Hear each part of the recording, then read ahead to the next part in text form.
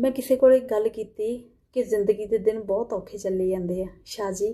तो बंदे ने मैंने बहुत ही प्यार ते सूझ नाल समझाया।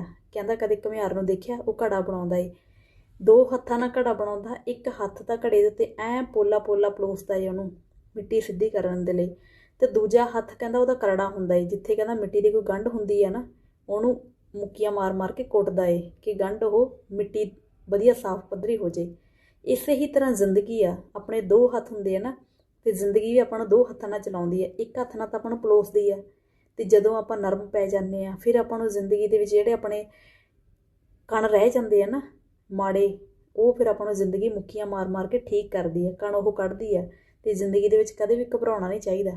ਦੋ ਹੱਥ ਹੁੰਦੇ ਆ, ਇੱਕ ਹੱਥ ਨਾਲ ਜ਼ਿੰਦਗੀ ਆਪਾਂ ਨੂੰ ਨਰਮ ਪਲੋਸਦੀ ਆ, ਤੇ ਦੂਜੇ ਹੱਥ ਨਾਲ ਜਦੋਂ ਆਪਾਂ ਨੂੰ ਲੱਗਦਾ ਕਿ ਜ਼ਿੰਦਗੀ ਆਪਣੀ ਟੈਟ ਆ, ਤੇ ਉਦੋਂ ਆਪਣੇ ਮੁੱਕੀਆਂ ਮਾਰਦੀ ਜ਼ਿੰਦਗੀ ਜਿਹੜੇ ਆਪਣੇ ਅੰਦਰ ਦੇ ਮਾੜੇ ਨੈਗੇਟਿਵ ਕਣ ਹੁੰਦੇ ਆ ਉਹ ਸੁਧਾਰਦੀ ਆ ਫਿਰ।